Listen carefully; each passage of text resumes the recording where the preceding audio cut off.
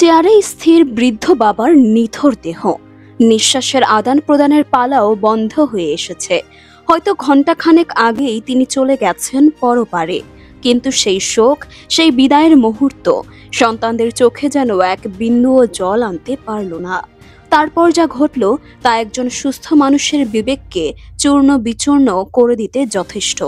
মৃত বাবার হাত ধরে একের পর এক আঙুলের ছাপ নিচ্ছে সন্তানরা।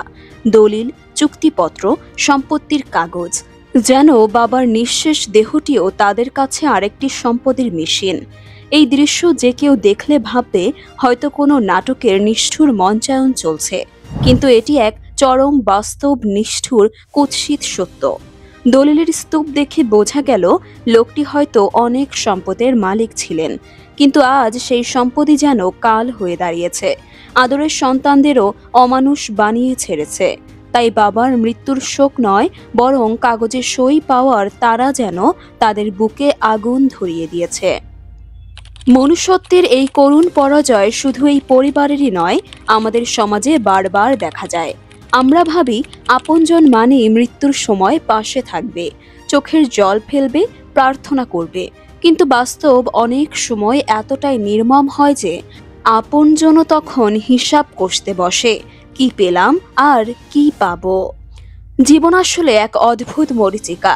আমরা সারা জীবন ছুটে চলি, ঘর, জমি, টাকা, ব্যবসা, সঞ্চয়, যেন এগুলোই আমাদের নিরাপত্তা, এগুলোই আমাদের ভালোবাসা নিশ্চিত করবে।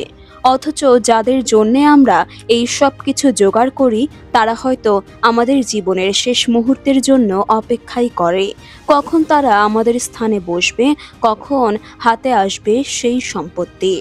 আমরা প্রায়ই ভাবি আমাদের প্রকৃত আপন মানুষ কারা। সেই প্রশ্নের উত্তর মৃত্যুর দিনটাই অনেক সময় দিয়ে দেয়। কেউ আমাদের জন্য কাঁদে, আমাদের স্মৃতি আঁকড়ে ধরে বাঁচে, তারাই আমাদের আপন। কিন্তু কেউ যদি আমাদের নিঃশ্বাস থামার আগেই হিসাবের খাতা খুলে বসে, তবে তারা রক্তের সম্পর্ক হলেও হৃদয়ের নয়। জীবনের বড় ভুল হয়তো এইখানেই। আমরা ভাবি সম্পদ আমাদের সম্মান দেবে, আমাদের কাছে মানুষকে বেঁধে রাখবে, কিন্তু সত্য হলো সম্পদ প্রায়ই মানুষের আসল চেহারা প্রকাশ করে দেয়। যে সন্তান হয়তো শৈশবে বাবার হাত ধরেই স্কুলে গিয়েছে, সেই সন্তানই বড় হয়ে বাবার মৃত্যুকে নিজের লাভ ক্ষতির সাথে মেলাতে বসে। আমরা ভুলে যাই মৃত্যু সবকিছুর শেষ করে দেয়। কোনো ব্যাংক ব্যালেন্স, কোনো সোনা, কোনো জমি, কিছুই আমরা সঙ্গে নিতে পারি না। যা থেকে যায় তা হলো মানুষের কাছে আমাদের স্মৃতি আর দোয়া, আর সেটাই যদি কলুষিত হয় তাহলে সারা জীবনের দৌড়ঝাঁপ, ধন সম্পদ সবই অর্থহীন। একজন বাবা বা মা সারা জীবন খেটে কষ্ট করে নিজেদের চাওয়া পাওয়া ত্যাগ করে সন্তানদের জন্য গড়ে তোলেন একটি ভবিষ্যৎ, কিন্তু সেই ভবিষ্যৎ যদি এমন কৃতঘ্ন হাতে ধ্বংস হয়, তবে সেটি শুধু একটি পরিবারের নয়, এটি পুরো সমাজের ব্যর্থতা।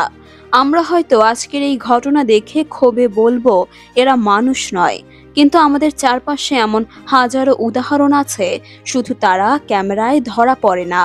শোকের চেয়ে সম্পত্তির খবর আগে ছড়িয়ে পড়ে, মায়ের মৃত্যুর খবরের চেয়ে উত্তরাধিকারীর নাম আগে শোনা যায়।